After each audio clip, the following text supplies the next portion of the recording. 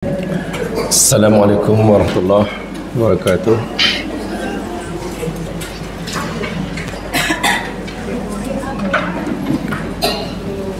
Innal hamdalillah nahmaduhu wa nasta'inuhu wa natubu ilaihi wa nastaghfiruh wa na'udzu billahi min shururi anfusina wa sayyiati a'malina. Man yahdihillahu fala mudilla lahu wa man yudlil fala hadiya lahu.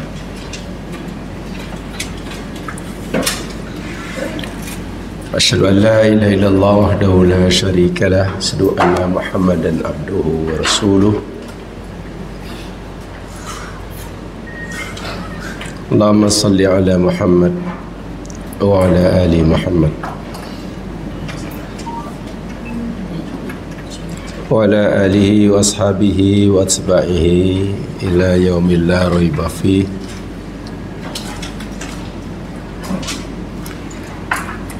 Raditu billahi wa rabba bil islami dina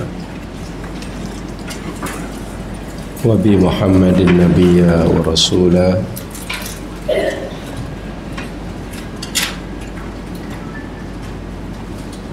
Allahumma inna ala dzikrika syukrika wa husni ibadatik. Allahumma inna nas'aluka ilman nafi'a wa rizqan tayyiba wa amalan mutaqabbala.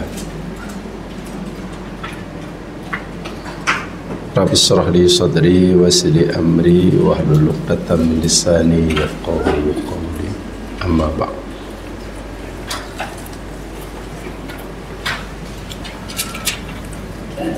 InsyaAllah kita akan teruskan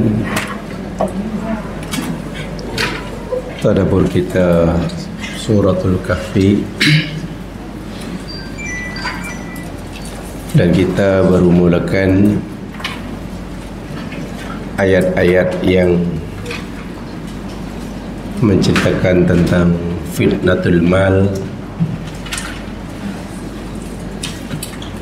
bermula daripada ayat 32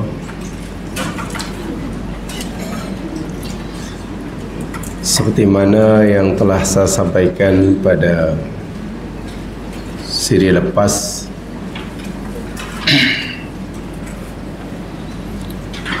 Bahawa dalam kisah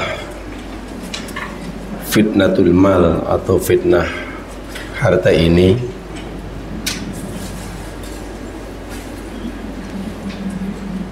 mula daripada ayat 32 hingga 36 itu menceritakan tentang seseorang yang Allah beri kemewahan hidup, harta yang melimpah-limpah, tetapi mereka kufur kepada Allah, dan itu namanya istidraj. Sementara mula pada ayat 37 hingga 41 paling tidak, itu cerita orang yang Allah berikan kekayaan yang tidak terlalu banyak, tidaklah fakir miskin, tapi juga tidak kaya raya, sederhana, tetapi beriman dan bersyukur kepada Allah. Sementara ayat yang ke-42 hingga 44 Allah menceritakan tentang akibat yang akan dialami oleh si kaya yang kafir itu. Semula dari ayat 32 hingga 44 ini ada 3 bahagian lah ringkasnya. Itu dari segi kisah dan ceritanya. saya berikan panduan. Nak tahu si kaya yang kufur, baca ayat 32 hingga 36. Nak tahu si miskin yang bersyukur tapi taklah papa kedana, baca ayat 37 hingga 41. Dan bila kita nak tahu kesudahan akibat keburukan yang menimpa kepada si kaya yang kufur, kaji ayat 42 hingga 44. Bisa sampaikan karena saya tidak menumpukan kepada kisahnya seperti masa dulu saya sampaikan, tapi kajian kita lebih kepada pengajaran di sebalik kisah tersebut. Satu sebagai panduan tersikatan, kalau nak faham tentang jalan ceritanya, itulah ayat-ayat yang perlu Yamah beri tumpuan.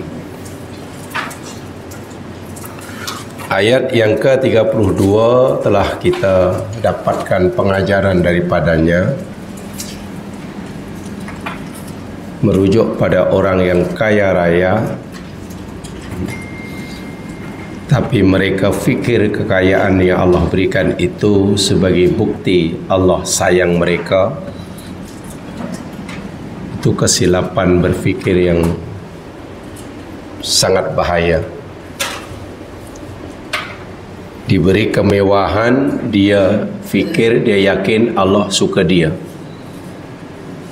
Bila ditimpakan kemiskinan, dia fikir Allah benci dia. Itu cara berfikir yang paling maha hyper salah. Saya tak gunakan salah aja. Paling maha hyper salah. Jangan sekali-kali kita ada lintasan begitu dalam fikiran kita. Itu fikiran yang paling sesat itu. Yang paling sesat. Ayatnya telah kita pelajari sama. Yakni ada manusia, Allah kata, fa'amal insan, apabila manusia itu idabtalahu rabbuhu fa'akramahu wa na'amahu fayaqulu rabbi akraman. Manusia ni pelik. Sifat buruk manusia apabila Tuhannya mengujinya dengan pelbagai kesenangan hidup, mereka kata Rabbi akraman, oh Tuhanku telah memuliakan aku. Tapi bila disempitkan hartanya, ditimbakan musibah, dia kata Rabbi ahanan, ah Tuhanku telah menghinakan aku. Cara begini Allah nafikan sekeras-kerasnya, kalla. Itu poin pertama yang perlu kita camkan betul-betul. Lagi pula seperti mana yang saya katakan minggu lepas, jika musibah atau kesusahan hidup yang menimpa kita membuat kita semakin dekat dengan Allah, maka musibah itulah nikmat hakikatnya. Saya ulangi, jika musibah yang menimpa kita, yang dengan musibah itu membuat kita makin dekat dengan Allah, makin lurus perjalanan hidup kita, makin menyadari akan hakikat kehidupan dan tujuan hidup, musibah itu hakikatnya adalah nikmat, wajib kita syukuri. Dan memang tidak mudah. Orang biasanya mensyukuri benda yang dia suka.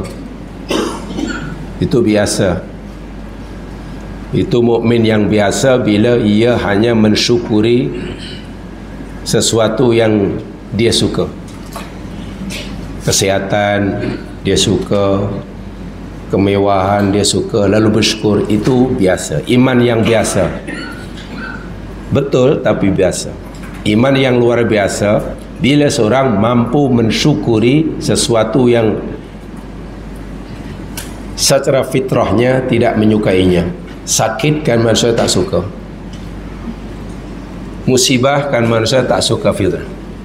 Tapi karena dia melihat itu hakikatnya adalah nikmat, maka dia syukur. Sujud syukur karena ditimpa sakit. Itu kan itu iman yang paling tinggi itu. Sebaliknya, jika nikmat yang membuat kita kesenangan hidup menyebabkan kita makin jauh daripada Allah, itulah musibah. Itulah musibah.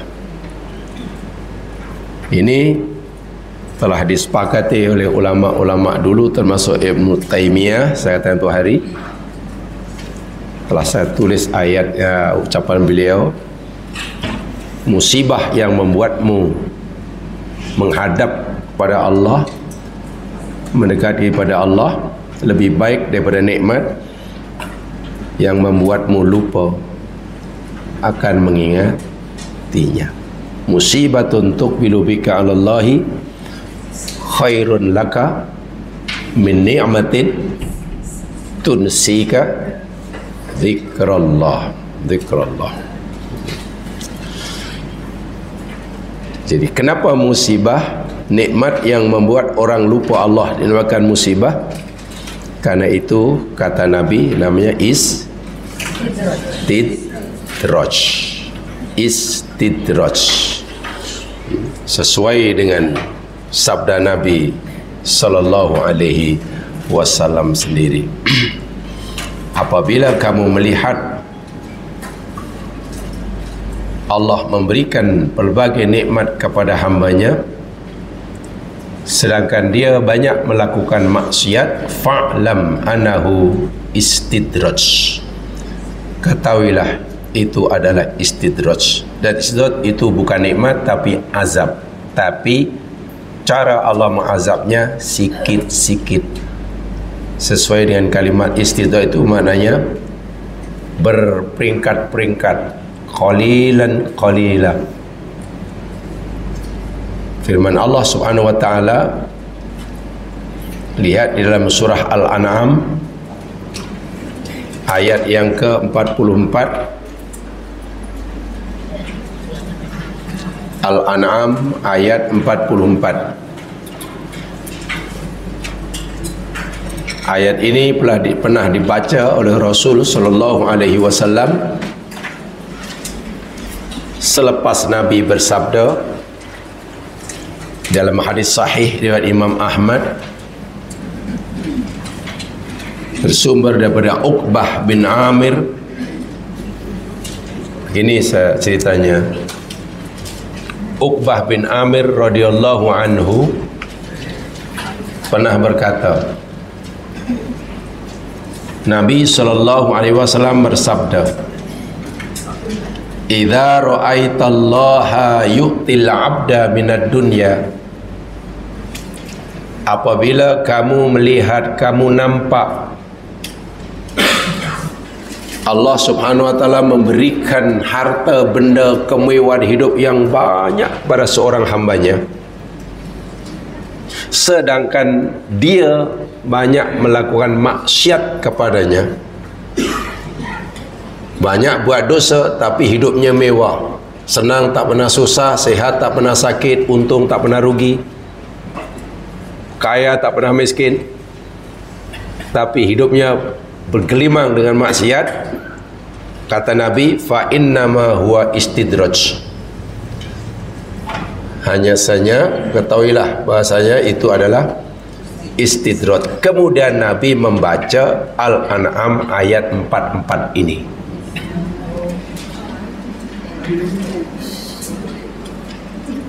Kemudian Nabi baca ayat 44 Al-An'am. Falamma nasu ma dzukkiru bih, maka tatkala ketika mana mereka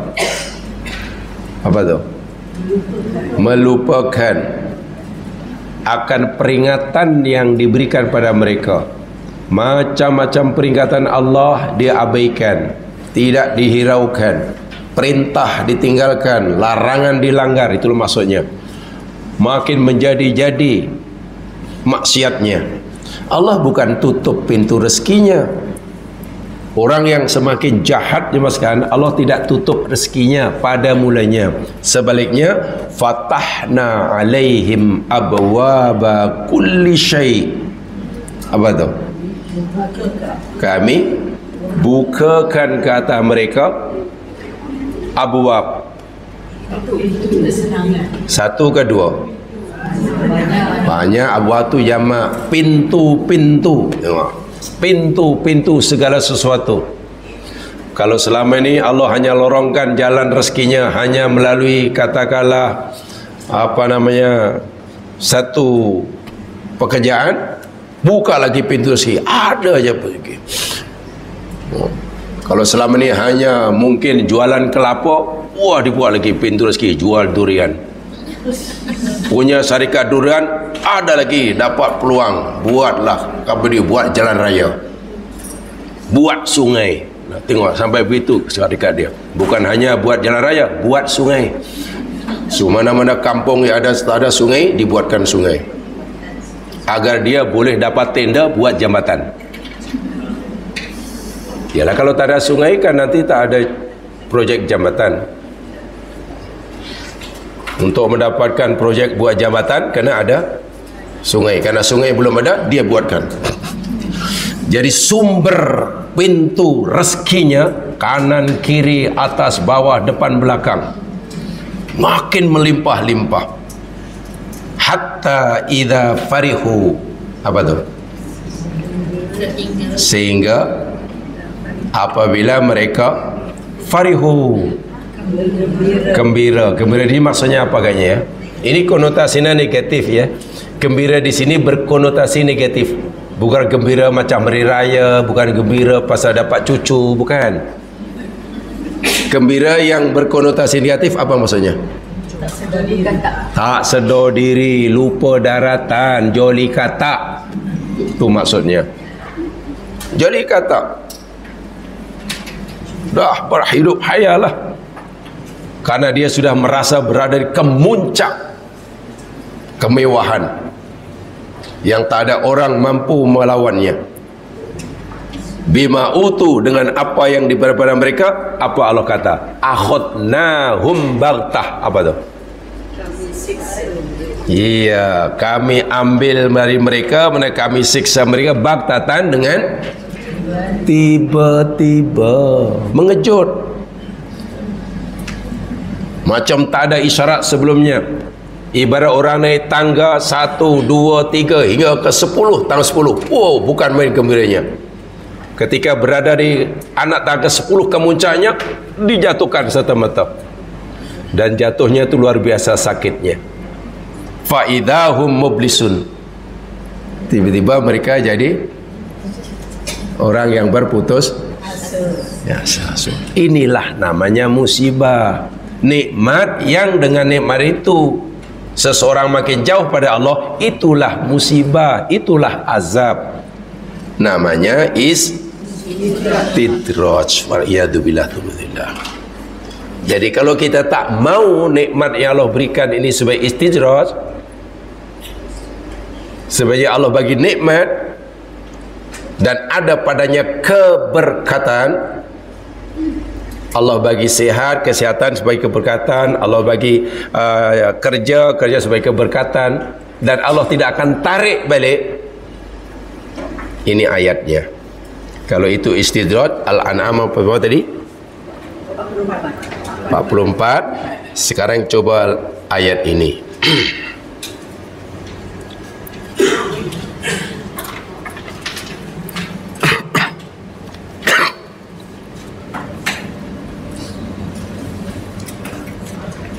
Lihat firman Allah SWT dalam surah Al-A'raf, surah 7 ayat 96. Al-A'raf.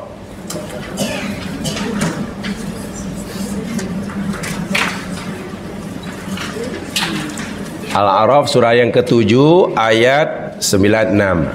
Ini kalaulah rezeki yang melimpah-limpah, kesehatan yang berpanjangan, untung tak pernah rugi, sihat tak pernah sakit, tak pernah sakit. Kita nak ianya ada keberkatan, syaratnya ini. Hendaklah kita dapatkan semua itu dengan walau anna ahlal qura amanu. Apa artinya? Dan jikalau sesungguhnya penduduk suatu negeri, penduduk kampung, penduduk negara atau warga rumah tangga, akhirnya amanu wattaqau, beriman dan bertakwa. Ini syaratnya. Jika penduduk satu negeri itu, jika penduduk negara itu atau ahli keluarga itu beriman dan bertakwa, sentiasa punya hubungan yang harmoni dengan Allah, apa kata Allah? La fatahna alaihim. Tengok, sungguh pasti kami, kata Allah, buka alaihim, atas mereka. Yang Allah buka barakatim minas sama, keberkatan dari langit wal ardi, dan langitnya menurunkan keberkatan, rezeki yang berkat, buminya mengeluarkan keberkatan, usahanya semuanya menghasilkan pulangan yang berkat. Sementara surah Al-An'am 44 tadi, kami buka segala pintu-pintu, Allah tak sebut keberkatan. Yang ini kami buka keberkatan lain. Walakin kadzabu, tetapi mereka mendustakan, faghadnahum bima kanu yaksibun, lalu kami siksa mereka dari sebab apa yang mereka. Jadi begini kesimpulannya, ekonomi keluarga, ekonomi masyarakat, ekonomi negara, dan hasil mahsul, pendapatan berkapita kata orang sekarang, suatu negara boleh meningkat, boleh bertambah dengan dua cara.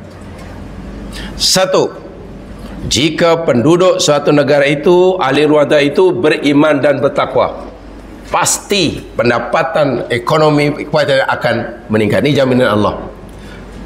Dan meningkatkan pendapatan atau ekonomi itu keberkatan. Maknanya Allah ridha.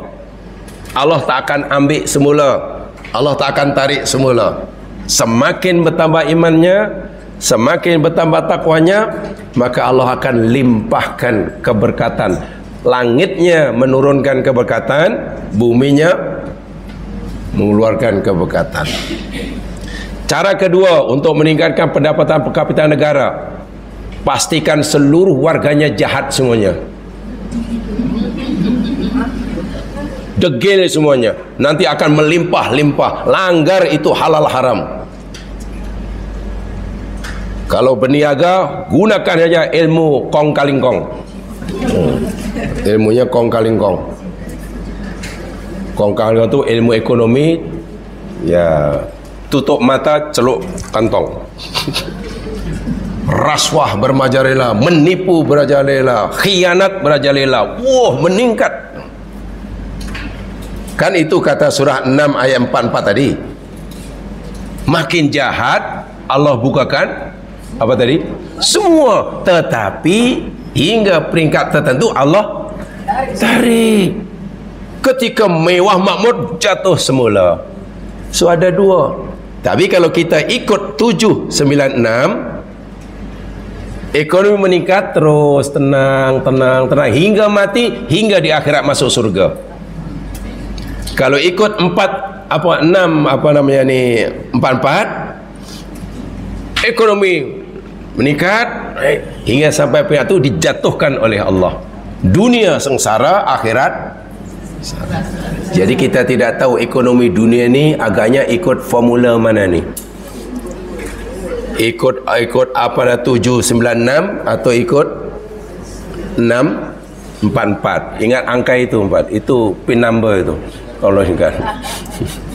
Sama ada ikut 644 atau ikut 796. Tapi kalau tengok trend lah ekonomi dunia ya mas kan. Ya, saya minta maaf tidak belajar ekonomi. Kalau ekonomi syariah dulu pernah belajar lah. Ekonomi yang moden tu tak tahu.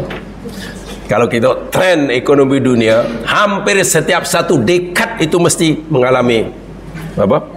Jatuh. Ya. Tahun 88 ke lepas 7 dulu crash, teruk. Lepas tu naik lagi, naik mewah 97 baru 8 lagi. Teruk lagi, terpaksa mula dari kosong lagi, start from zero, naik lagi, terhikih-hikih, naik. Tahun 2007, 2008 jatuh lagi. Hampir setiap satu dekad. Adakah hidup seperti itu adalah tenang? Dihempapkan, bukan main sakit, bangun lagi, hempap lagi. Jangan-jangan memang ekonomi dunia yang dipelopori oleh kapitalis ini ikut ayat 644. Bahaya tu, sangat bahaya. Pada zaman Rasulullah, teori ekonomi dia ikut 796. Islam sangat lengkap. Tak kiralah ikut negara ke, negeri ke, keluarga ke.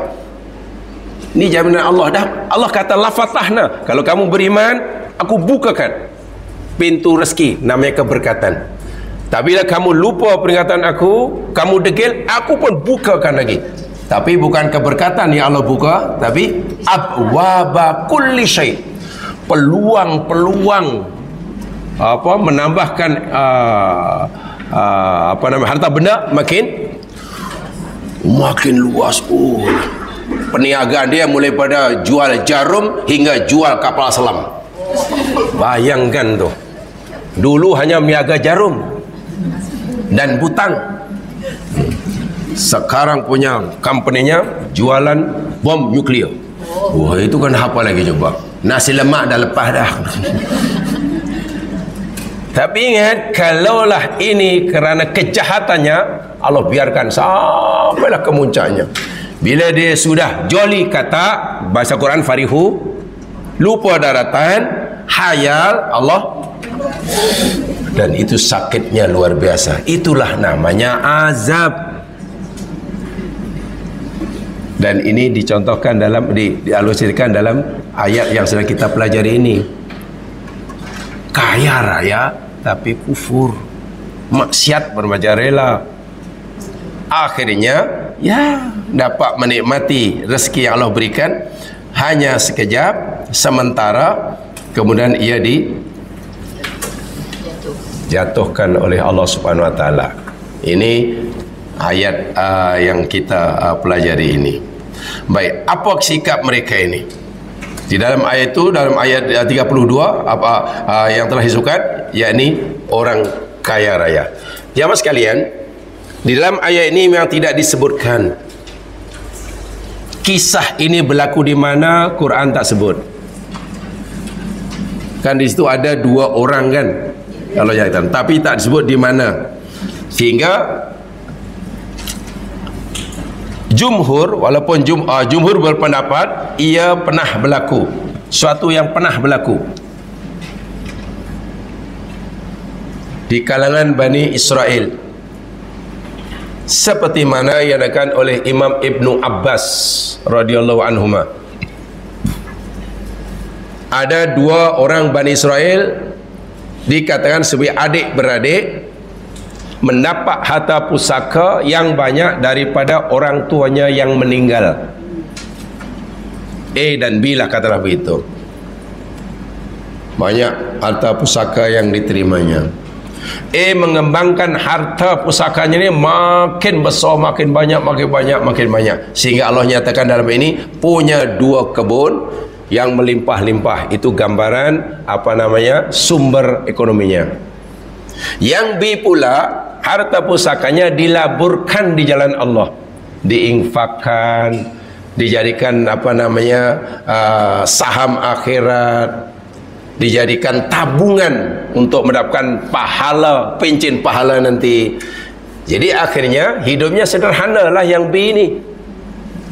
Papa kedana tidak, tapi hidup sederhana karena kebanyakan sebagian besar harta pusakanya diinfakkan di jalan Allah. Ketika A ini berada di kemuncak kekayaannya, menyombongkan dirinya kepada B yang miskin. Tapi B langsung tak heran sama sekali.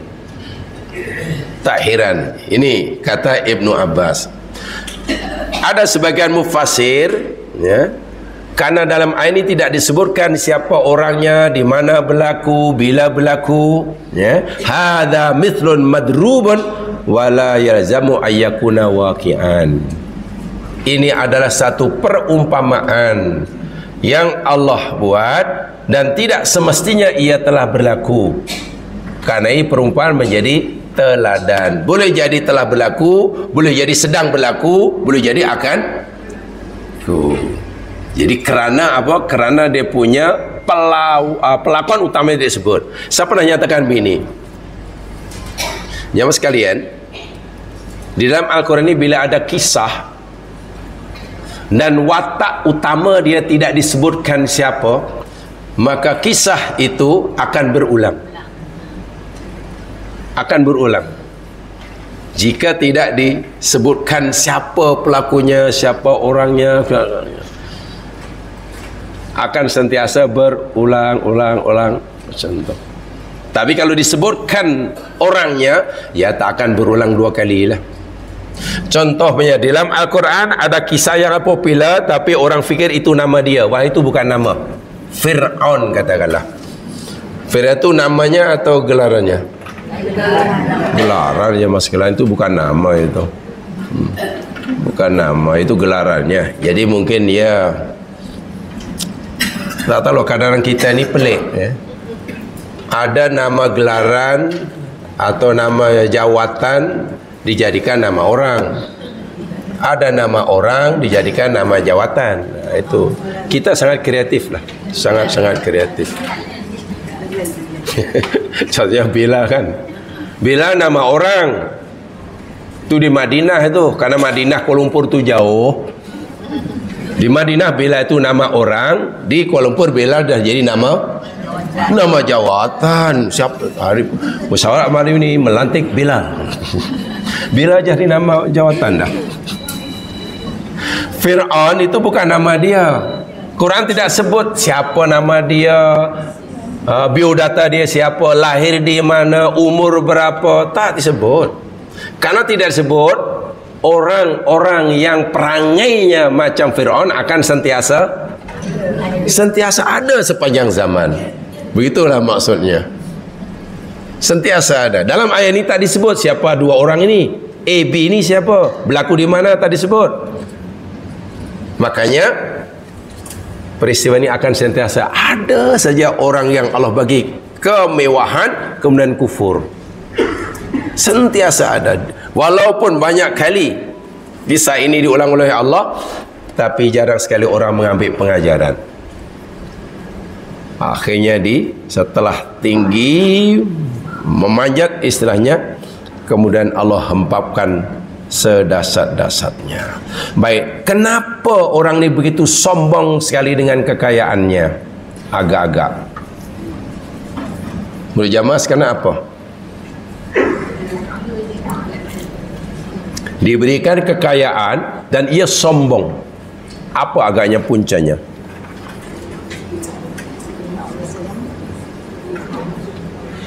Ada yang boleh jawab?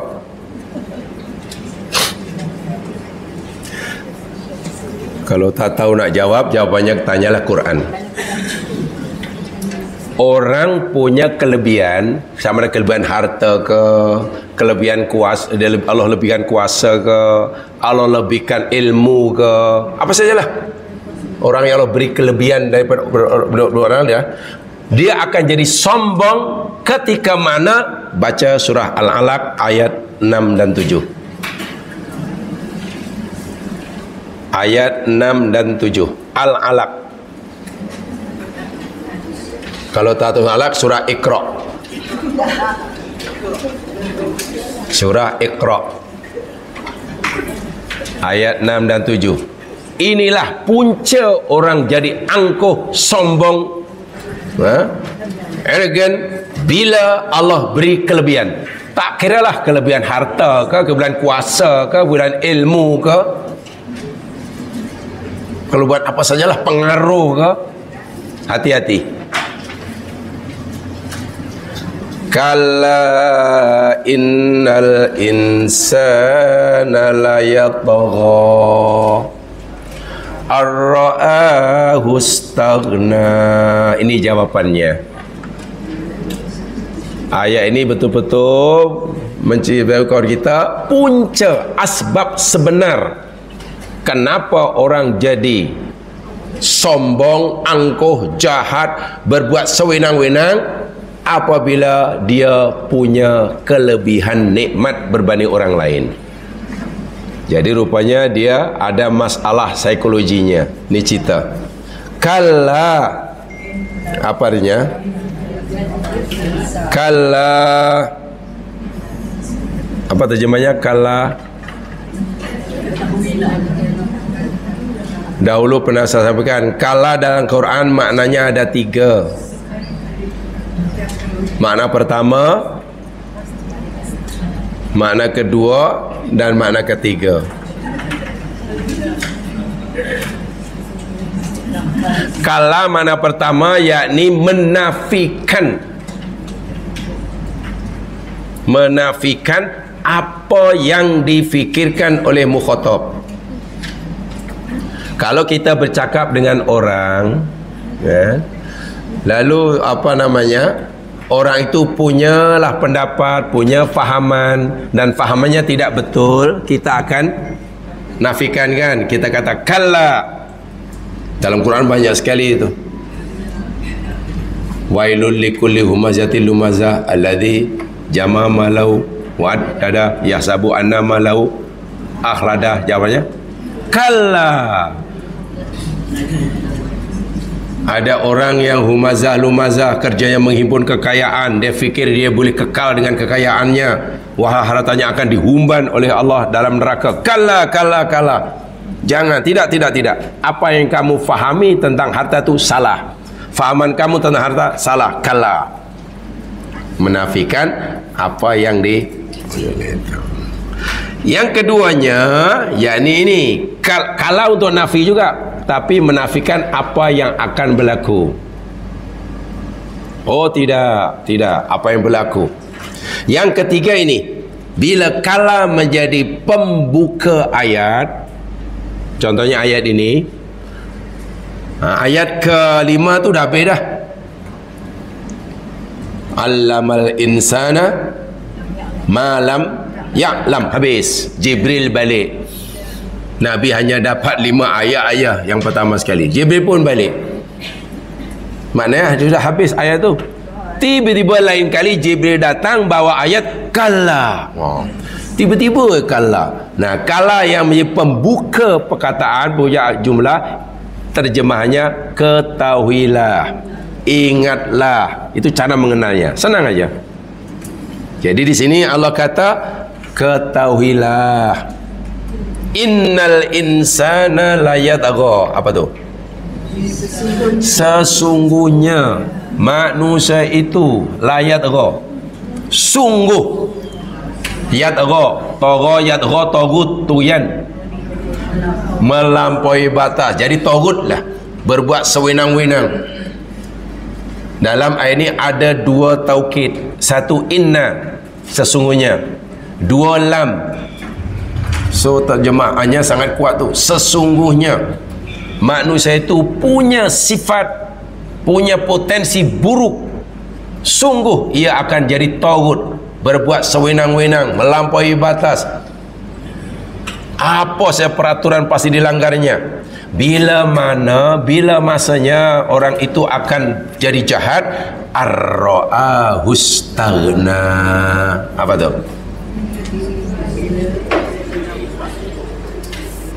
Dan ini ilmu yang berkaitan dengan psikologi yang paling benar sekali. Orang punya kelebihan jadi jahat apabila ar-ra'ahu istaghna.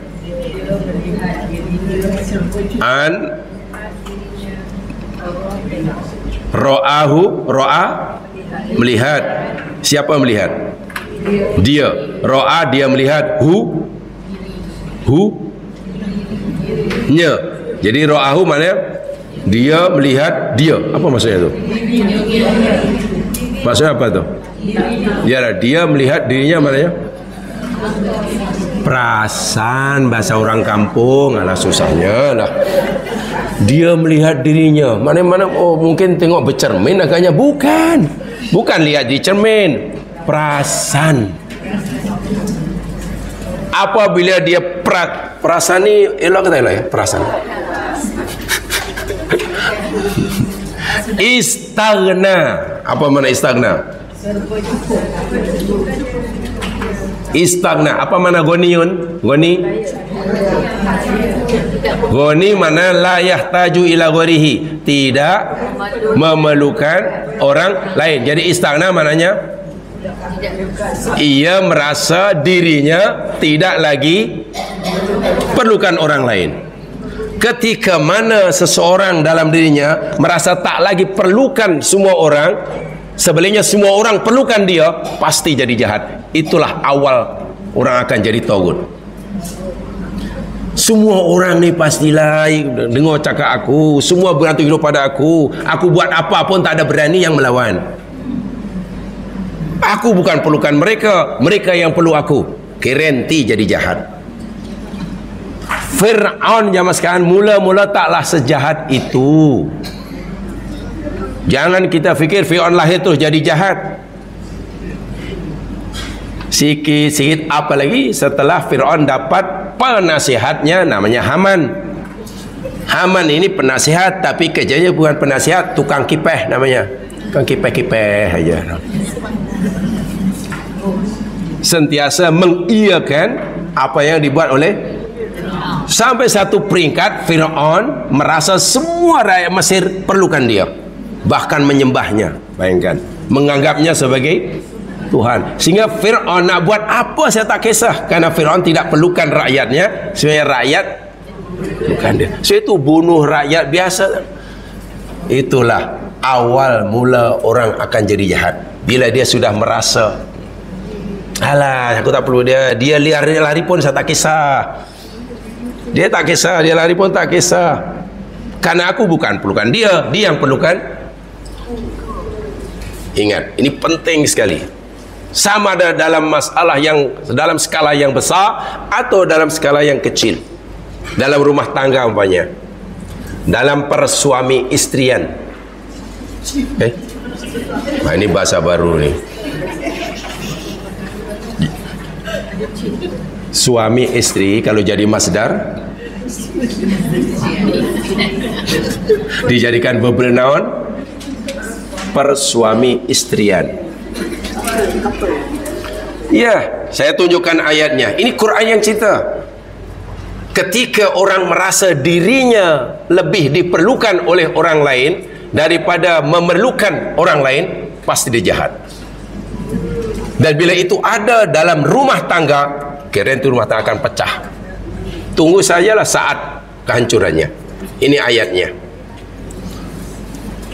Tolong nasihatkan betul pada diri kita dan juga mungkin kepada anak cucu, agar ayat ini benar-benar difahami.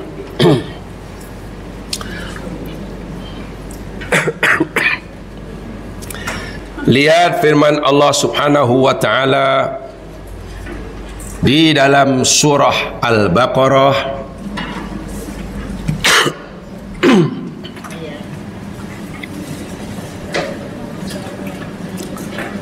ayat yang ke-187.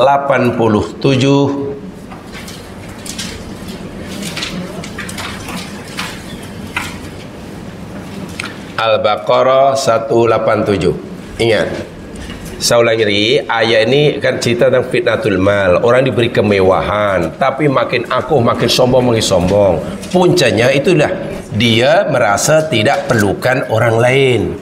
Dia dah tak kisahlah, saudaranya lari pun tak apa, aku bukan perlu kamu.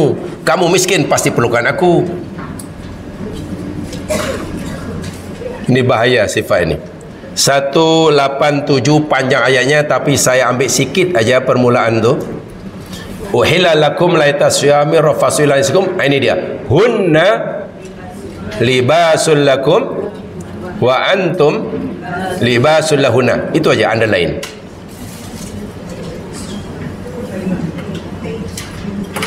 Coba kita cermati pemahamannya terhadap ayat.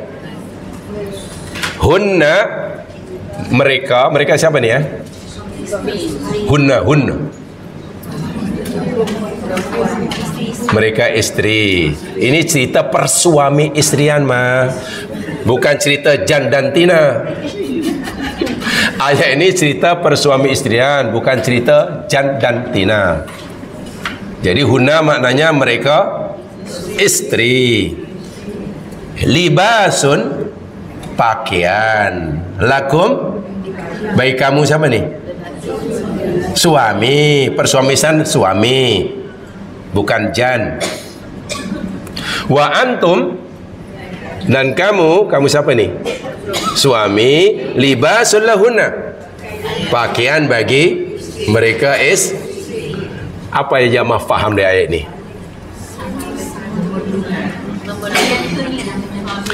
Pertama, peranan atau fungsi istri bagi suami dan fungsi istri, kedua istri bagi suami, mana lebih penting dalam ayat ini? Berdasarkan ayat ini, mana yang lebih mustahak, mana yang lebih penting, mana lebih besar? Kedudukan istri bagi suaminya atau kedudukan suami bagi istrinya? Sejibik sama. Ini main setara. Setara sama ya, setara. Allah kata, wahai kamu istri, kamu itu pakaian bagi suami kamu. Wahai kamu suami, kamu pun pakaian bagi. Pertama kan kesetaraan. Fungsinya sama betul. Baik. Apa kaitan dengan tadi angkuh dan sombong tadi? Ayat ini benar-benar luar biasa. Ini bahasa majazi ya, jangan diartikan hakiki. Ini istiarah. Jadi terjemahannya apa? Fahamannya jangan fahami. Oh, itu pakaian. Tapi kenapa aku tak boleh pakai? Alah, pakaian pula dah lusuh pula tu. Lah, bukan macam itu mah. Oh. Kalau mas pengertian baru, wah, elok, ini dah lama dah. Lusuh.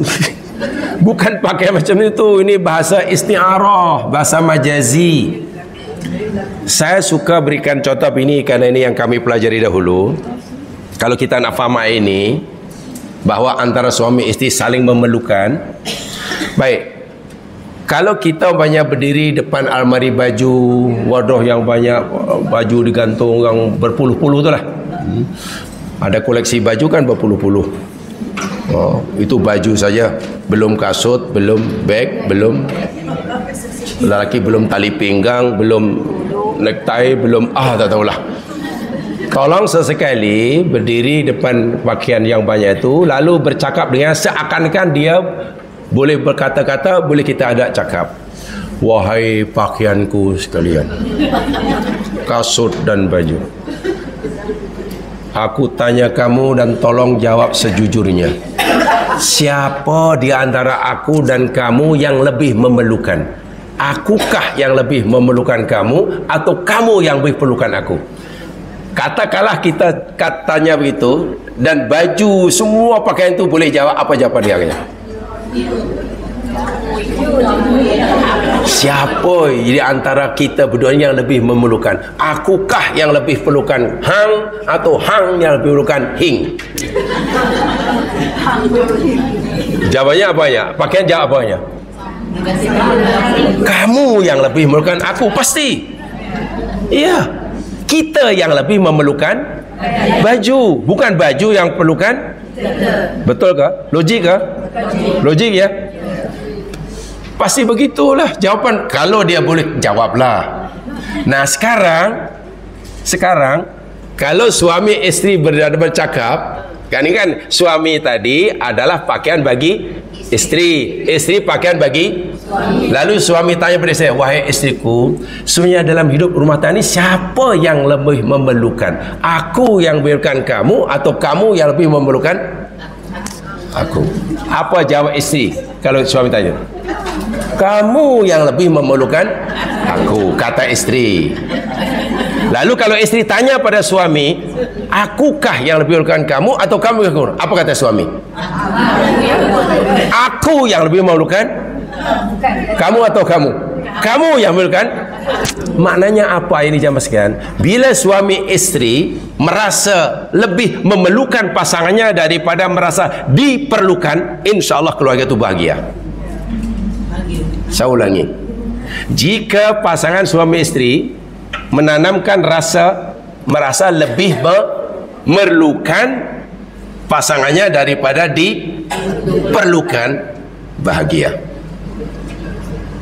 Kenapa? Kalau suami lebih memerlukan pada istrinya, pasti akan dijaga, tak mau kehilangan.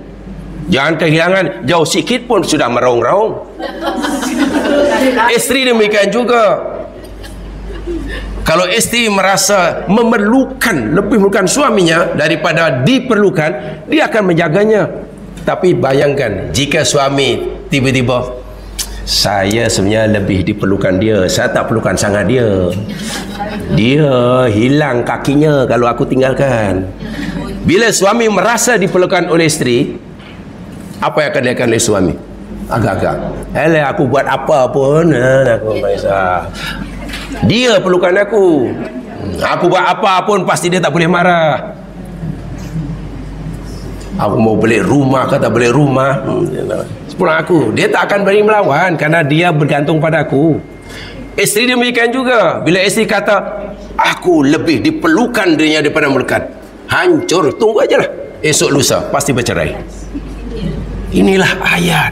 Kenapa? Bila orang itu sudah timbul merasa diperlukan oleh orang lain dan tidak merasa memerlukan orang lain, itulah Allah kata istaghna.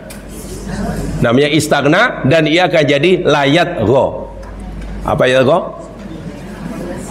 Jadi tagut. Pasti akan bermaharaja lela, berbuat sewenang-wenang. Kenapa orang sanggup buat sewenang? Tak kisah, tak kisah, aku buat apapun mereka tak akan lari daripada aku. Mereka ni bergantung hidup dengan aku. Kalau lari nak gantung hidup, kebuluran jawabnya. Kalau suami sikap itu, memang pasti dia akan ya tahu. Isteri dia mereka juga. Alah, suami aku ini kalau aku tinggal, nanya dia. Nanya. Sebab itu aku buat apa pun dia tak kisah. Aku tahu dia lebih perlukan aku daripada aku perlukan. Tolong fahami ayat ini. Ini ayat yang jadi panduan yang paling tepat kalau jamaah ingin persuami istrian kita samara. Tahu samara? Sakinah, mawadah, rahmah lah. Allahu Akbar. Bahasa Qur'annya sakinah, mawadah, rahmah, disingkat samara. Faham ya? Jadi ini, ya Allah, Quran beri panduan luar biasa lah. Luar biasa. Jadi letaknya dalam hati ini. Hati mau betul. Banyak orang seperti itu. Itu punca togut di dunia ini.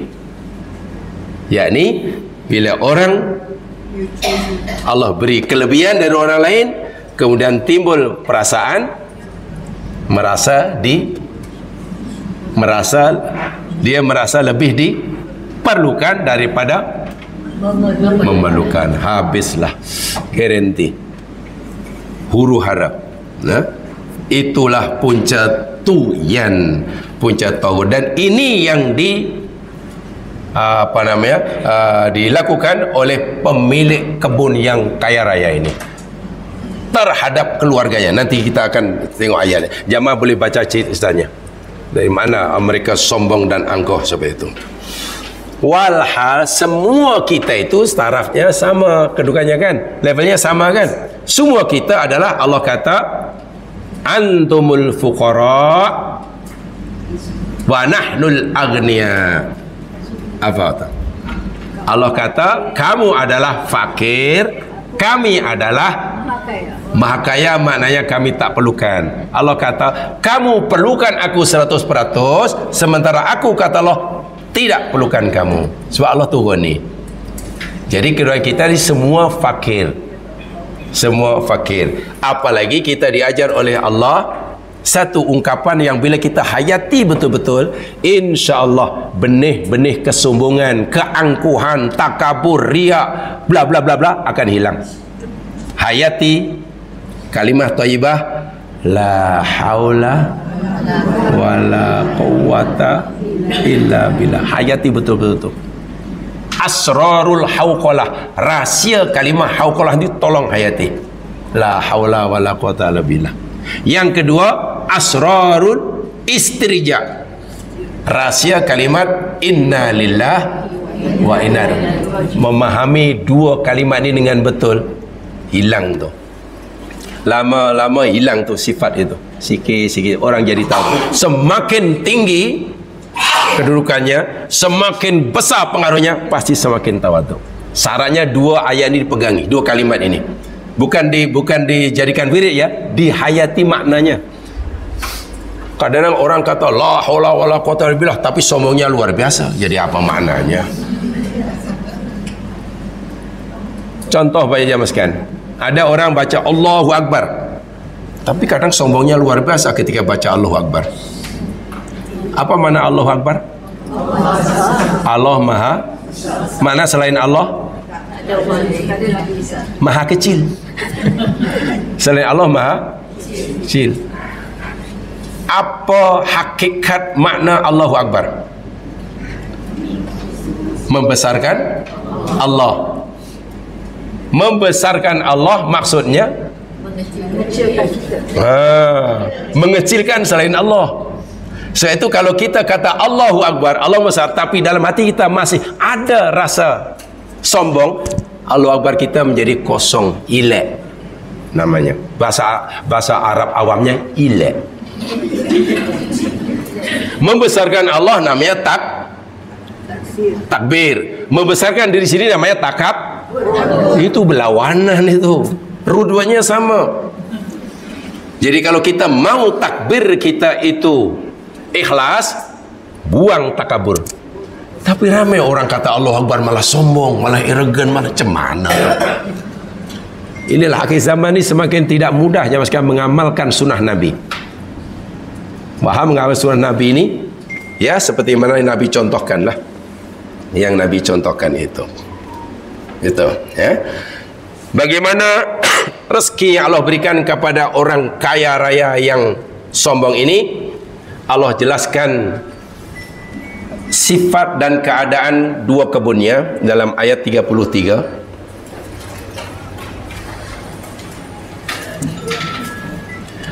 Kiltal jannataini atat. Kiltal jannataini atat ukulaha walam tazlim minhu syai'a. Fajjarna khilalahuma nahara. Ya, semula balik kepada tajuk inti. Jangan bingung lagi surah apa ya, lah kat surah apa pula. La ta'lamun, la ta'lamun. La ta'lamun itu bahasa Melayunya jangan melamun. Bahasa Melayunya la ta'lamun, la ta'lamun. Di Melayukan jangan lamun. Jangan melamun lah, la ta'lamun. Kiltal jannataini, apa artinya? Kedua-dua kebun itu, masing-masing dua kebun, karena orang ni punya dua kebun, maknanya dua sumber ekonominya yang sentiasa memberikan pulangan yang luar biasa. Atat, mendatangkan, memberikan, menghasilkan ukulaha. Kalau makna asal ukul tu makanan kan, rasa, tapi hasilnya buahnya, mulai daripada tunas hinggalah putih, hinggalah buah, hingga hasilnya lah. Walam tazlim minhu syai'ah, dan tidaklah ia atau tidak pernah. Lam masuk mudhari' mana tak pernah. Lam masuk mudhari' itu bermakna madhi, nafyul madhi. Dahulu pernah sampaikan ya, lam diikuti mudhari' itu nafyul madhi, menafikan perbuatan yang telah lalu, walaupun fiilnya mudhari'. Masih ingat itu ya? Baik, kalau saya kata umpamanya katalah tidak zalim, apa bahasa Arabnya? Nih, gunakan tazlim tu. Tidak zalim. Bahasa Arabnya? La tazlimu.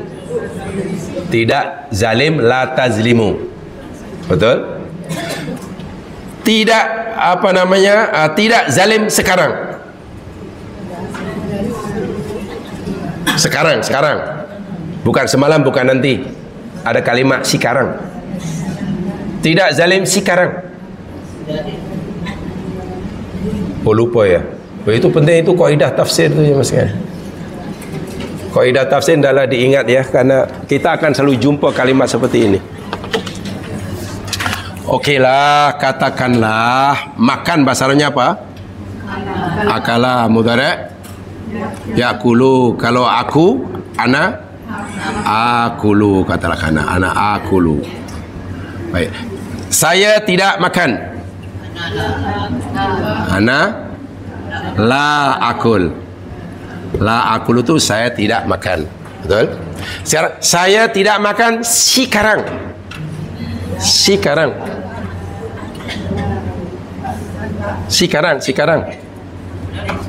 Ma akulu. Tak payah pakai al-an lah, panjang sangat, pakai ma ya. Ma akul mana? Saya tidak makan sekarang. Saya tidak akan makan. Saya takkan makan. Ini makan yang saya takkan makan. Lan. Betul kan?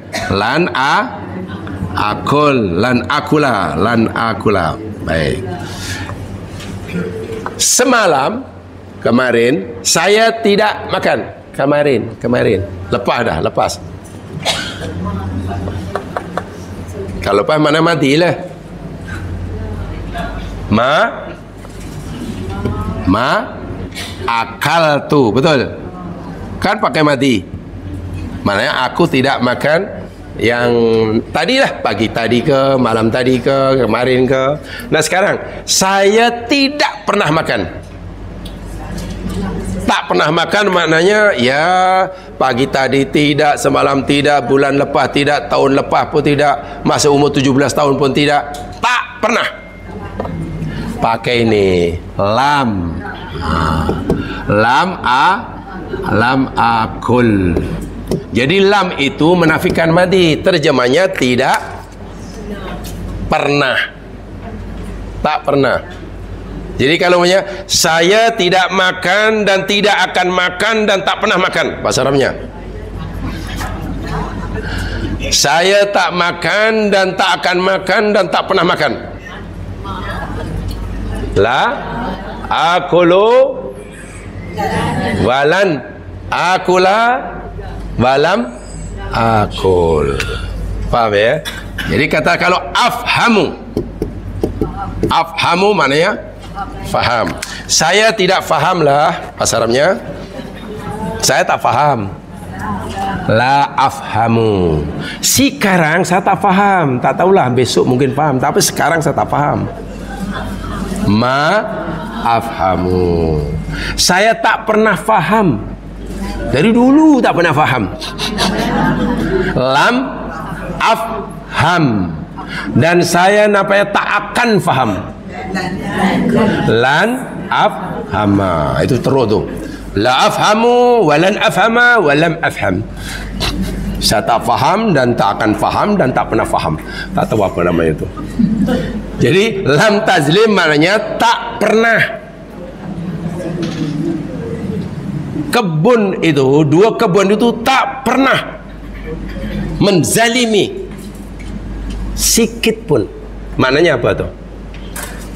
Masing-masing dua kebun itu sentiasa menghasilkan pulangan yang banyak, buah yang banyak, dan kebun itu masing-masing tidak pernah menzalimi sikit pun. Maknanya tidak pernah merugikan sikit pun. Tak ada. Buahnya tak pernah kurang, sentiasa bertambah. Itu maksudnya.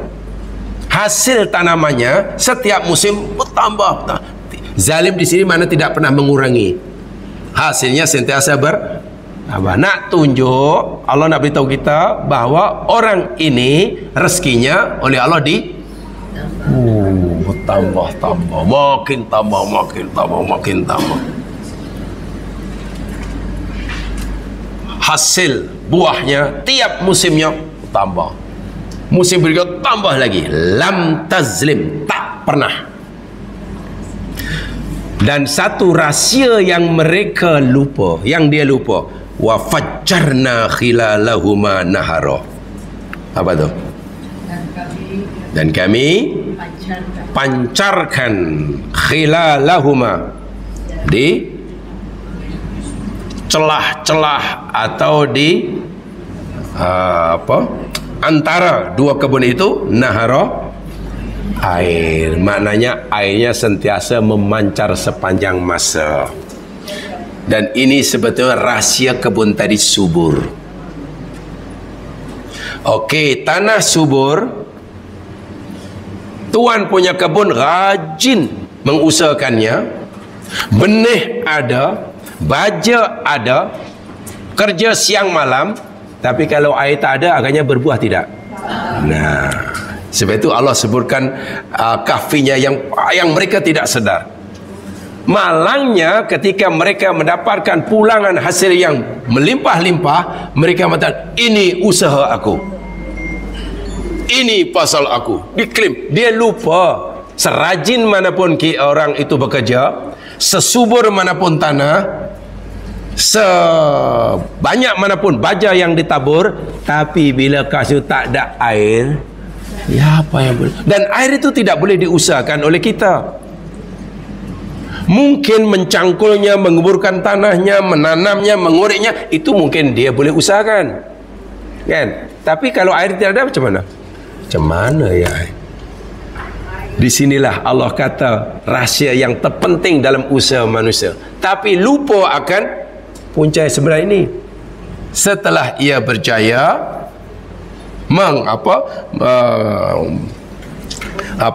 kebunnya itu mengumumkan pulangan yang banyak, dia klaim itu adalah kami. Itu hakikatnya peranan manusia dalam berkebun. Contoh ini, peranan dia dalam berkebun sehingga menghasilkan pulangan yang banyak itu berapa persen sebenarnya? Dia mendapatkan pulangan yang sangat besar. Peranannya untuk mendapatkan pulangan yang besar itu berapa persen ya agaknya?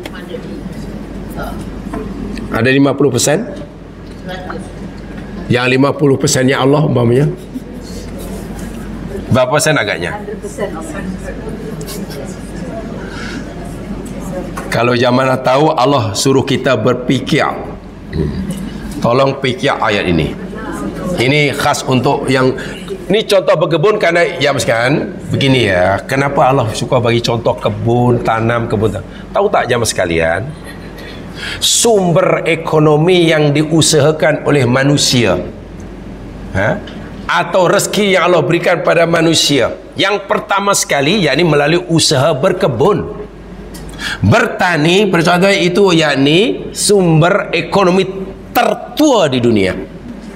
Perniagaan belum ada, kilang belum ada, jangan kilang besar, kilang butang pun belum wujud. Dan itu dilakukan oleh kedua anak Adam, beternak dan berkebun. Itu Masya Allah, itu yakni rancangan ekonomi yang tertua di dunia. Orang belum mengenali selain itu. Kedua anak Adam kan dia seorang berkebun, petani maksudnya, yang seorang berternak. Kenapa? Karena kedua-dua ini yakni sumber ekonomi tertua dan mungkin yang paling kekal. Semaju manapun negara, secanggih manapun teknologi, dua aktiviti ekonomi tidak boleh berhenti. Katalah kilang, macam-macam kilang. Kilang kapal terbang, kapal selam, kapal laut, kapal darat, kapal udara, kapal sungai banyak. Telefon canggih, tapi makanan tak ada. Macam mana? Makanan tak ada. Sebab pak tani semua mogok.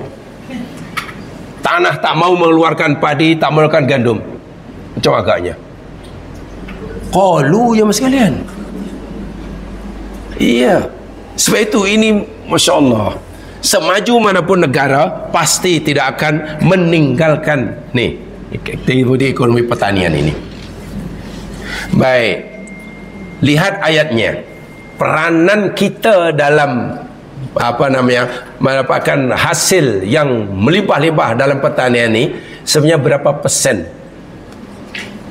Surah Al-Waqiah 63 hingga 67. Kalau kita nak mendabik dada, Allah beritahu peranan kita itu cuma berapa persen. Tapi orang ini mendabik dada, ini pasal aku rajin, ini pasal aku tahu strategi bagaimana nak tanam, tak macam awak. Dia boleh klaim. Itulah satu kesombongan yang luar biasa. Al-Waqiah, saya yakin semua sudah hafal, jadi tak perlu ditengok. Ya, saya yakin semua sudah hafal kecuali yang belum. Ya, betul. Semua sudah hafal kecuali yang belum. Afara'aitum ma tahruthun. Artinya apa? Tolong terjemahkan ayat 63. Afara'aitum ma tahruthun. Afara'aitum namanya akhbiruni ma ra'yukum. Apa pendapat kamu? Beritahukan kepada aku. Itu mana afara'aitum. Ma ra'yukum akhbiruni. Apa pendapat kamu? Beritahukan pada aku, kata Allah. Allah tanya ni tentang apa? Ma tahruthun. Apa yang kamu tanam? Kita tanam pokok, rambutan, pisang, durian, padi, gandum, jagung, apa sajalah yang kita tanam. Allah tanya, apa pendapat kamu? Beritahu aku. Tuh, tanaman yang kamu sedang tanam tuh, benih yang kamu tanam tuh. A'antum tazra'unahu am nahnu zari'un? Coba. Adakah kamu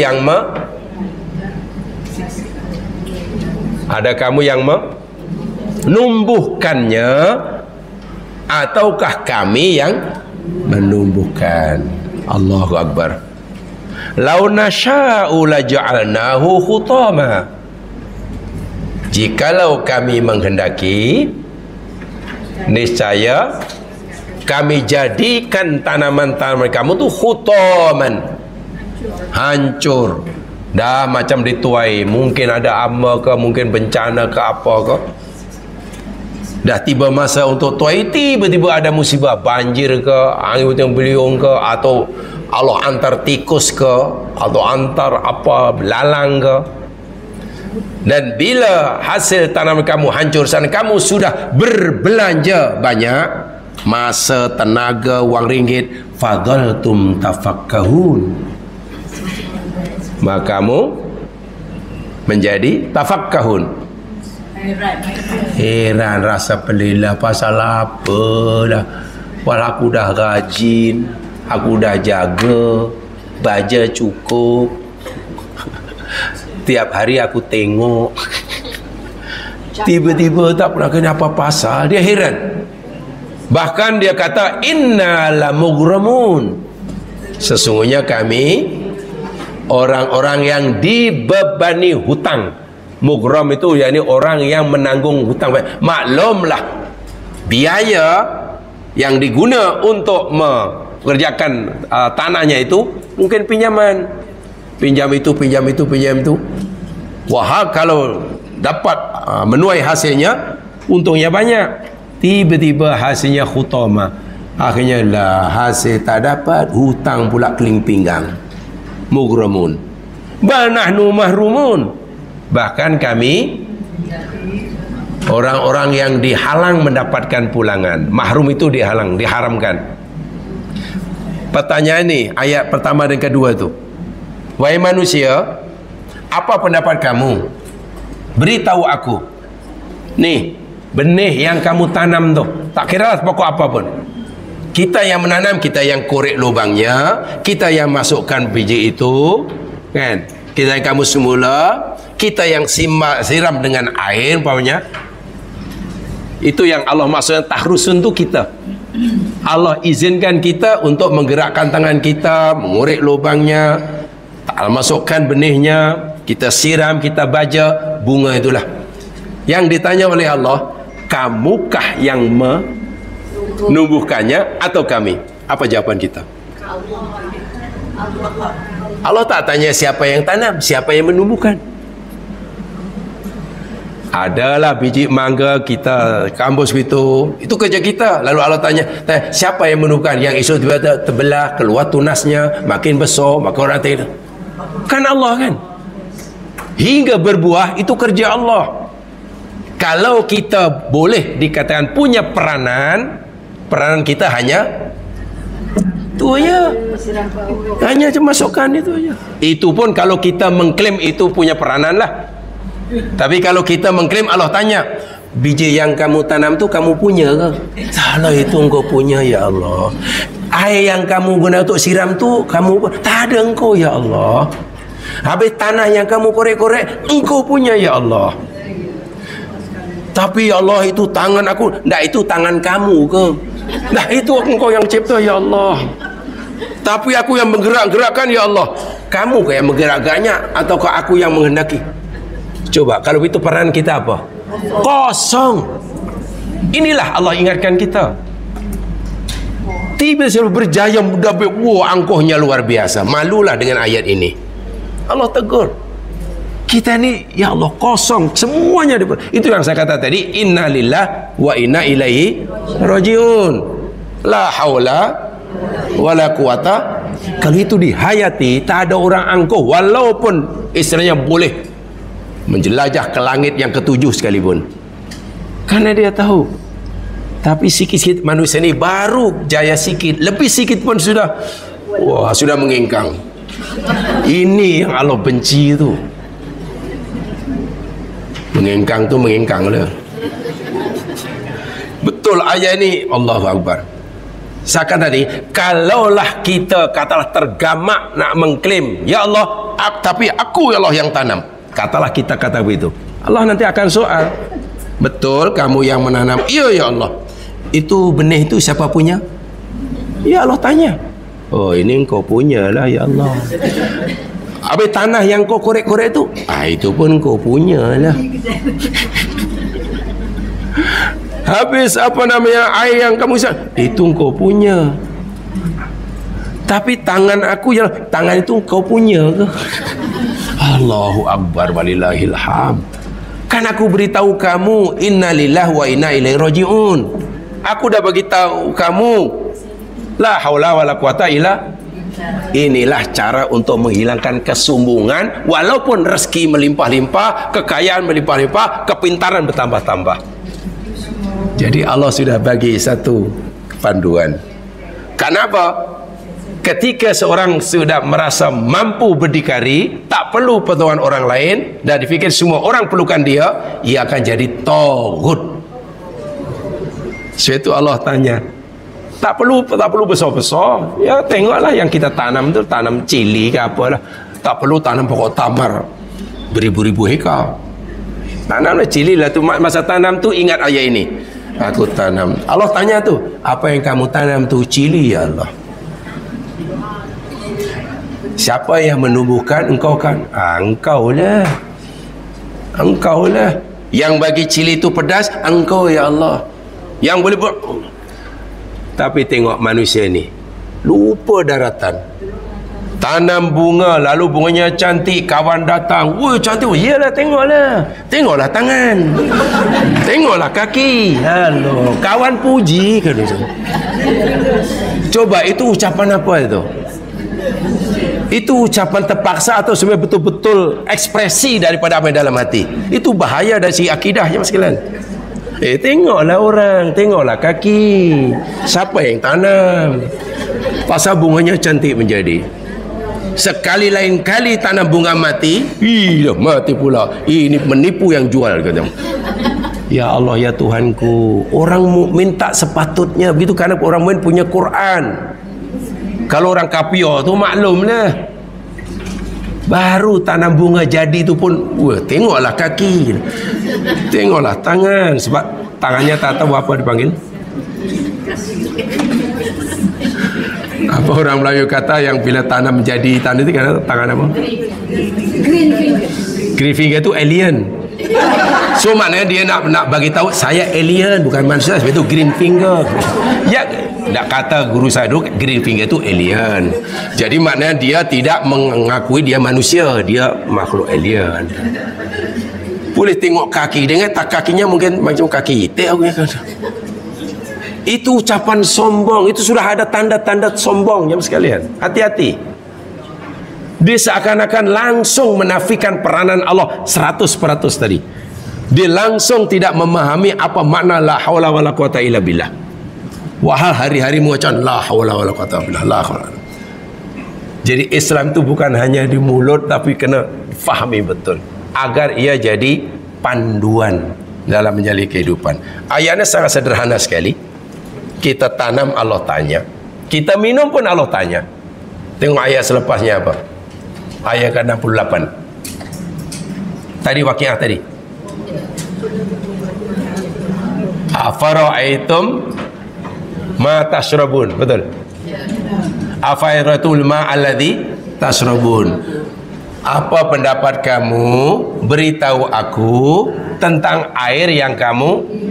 Nih, segelas air kita minum ni. Minum, bismillah.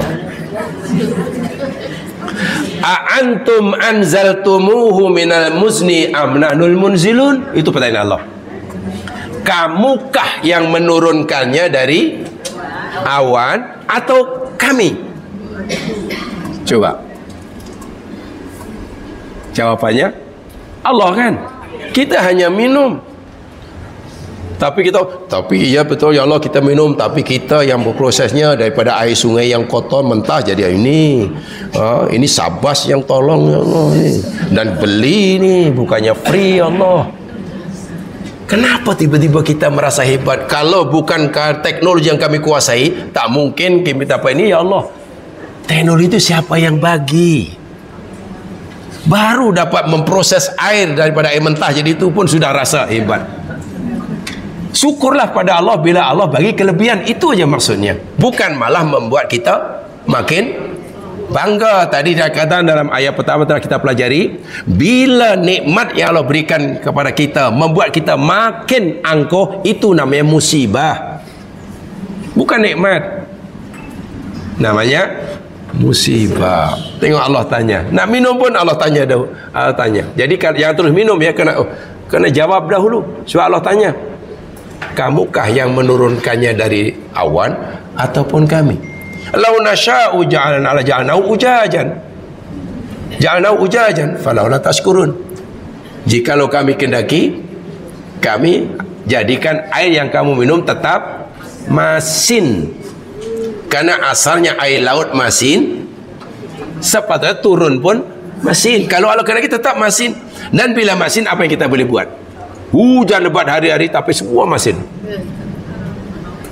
Mata air pun masin. Apa yang boleh buat ya? Tapi Allah Maha Pengasih Maha Penyayang. Air masin Allah proses sekejap aja di awan sana. Di sana ada proses dipanggil al-iqsar. Tempat itu namanya muksirat. Kalau dalam bahasa budak-budak sekarang, pelajar sekarang yang pandai sains, ada proses kondensasi namanya. Allah sudah cerita tentang adanya proses kondensasi itu. Di tapisnya turun jadi air tawar. tidak lagi masin. Semua api yang kita nyalakan, makanan yang kita nak makan, semua ditanya tujuannya agar kita mensyukurinya, bahwa kita ni hakikatnya kalau dalam mendapatkan rezeki Allah, peranan kita ni boleh katakan kosong, kerana semuanya adalah pemberian Allah. Kita boleh bergerak pun Allah yang menghendaki, mata boleh nampak pun Allah kehendaki, telinga boleh mendengar pun Allah kehendaki. Sebab itu bila kita mendapatkan nikmat yang kita cari, ya kita kembalikan pada Allah. Hadza min fadli, nanti akan sampai ayatnya. Zulkarnain itu orang yang paling hebat. Itu pelopor teknologi yang luar biasa. Iya, Zulkarnain itu pelopor ekonomi yang luar biasa. Dia yakni menguasai teknologi berat itu, metalurgi namanya. Dan dia juga seorang penggembara yang luar biasa, yang bahkan sudah menemukan bahwa masa waktu di bumi ini tidak sama, menggembara hingga ke kutub. Boleh buat yang dinding yang luar hebat itu. Tapi setelah ia dikagumi oleh kaumnya, karena dia sangat pandai, pintar, menguasai berbagai macam teknologi, Zulkarnain kata, hadza rahmatum mir rabbi. Ini rahmat Tuhanku, aku ni bukan siapa-siapa. Jadi kalau kamu nak puji pun puji dia, jangan puji aku. Dia saja yang layak kamu puji.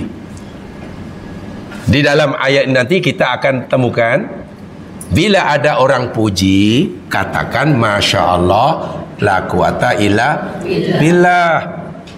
Bukan dipuji malah, weh hebatlah awak ni. Saya ingat dari sekian banyak kawan saya, awak lah yang paling berjaya macam ini, yang lain macam ini, macam mana. Kalau orang faham surah Kahfi, jawabnya pasti Masya Allah, la quwata illa billah.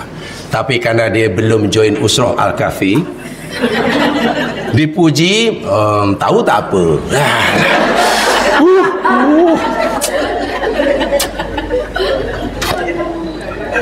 Ada kadang lebih sopan sikit, nak sopan sikit lah, tak ada, sikit je. Kawan yang lain lagi hebat, sikit je. Itu agak berlapik sikit, tapi sebenarnya dalam hati masih ada rasa itu. Tapi yang betul-betul paling jujur, tahu tak apa. Wah, dia tak layak dipuji. Alhamdulillah, hari-hari dibaca. Allah kata Masya Allah, semua kejayaan yang kamu nampak pada diri aku itu kehendak Allah. Aku tak punya apa-apa. Masya Allah, la quwata illa billah. Diriku ini tidak ada daya dan kekuatan. Jadi kalau kamu nak puji-puji dia. Sebab itu orang yang faham betul itu yang mestikan, bila dipuji pasti takut. Pasti takut, bukan malah senyum-senyum, tahu tak apa. Allahu Akbar. Jamaah sekalian, taruhannya sangat mahal kalau kita punya cara fikir itu. Kita mempertaruhkan akidah kita. Sangat berat. Karena ini kaitannya hukum dengan akidah. Kan kita sudah minta maaf ya, ada bahasa kasar, merampas hak Allah tanpa kita sadari. Semua milik Allah, semua kerja Allah, tapi kita patutlah Allah cukup murka sungguh kepada orang yang seperti. Hati-hati, kalau walaupun hanya cakap, jangan dibiasakan dengan tahu tak apa. Tolong kalimat tahu tak apa tu di-delete ya, kalau dalam kamus tolong delete. Keluarkan daripada kamus kehidupan. Tukar jadi Masya Allah, la quwata illa. Itu nanti ada dalam ayat ni ya, pasal ujung-ujungnya itu. Atau dalam, kalau Zulkarnain kata hadza rahmatun mir rabbik, boleh. Atau kata Sulaiman dalam surah An-Naml, hadza min fadli. Itu yang diajar oleh Islam. Jangan tahu tak apa, alah sikit je, sikit aja. Kalau awak boleh macam saya, boleh buat macam saya pun awak berjaya juga. Apa hanya lah. Ingat, kita manusia yang langsung tidak punya hak untuk dipuji. Karena kita hakikatnya tidak punya apa pencapaian. Kalaulah kita mencari sesuatu, itu karena anugerah Allah yang wajib disyukuri, bukan untuk dibangga dan disombongkan. Itu kesimpulannya. Baik, hemat sekalian, itu saya sempat sampaikan. Penjelasan lebih lanjut insya-Allah pada kesempatan yang lain. Ya, benar-benar Allah jua. Silap kelemahan sendiri. Subhanakallahumma bihamdika asyhadu an la ilaha illa anta astaghfiruka wa atubu ilaik. A'udzu minasyaitonir rajim wal 'ashr. Innal insana fi khusr illa alladziina aamanu wa amilus-shalihaat tawasaw bil haqq wa tawasaw. Assalamualaikum warahmatullahi wabarakatuh.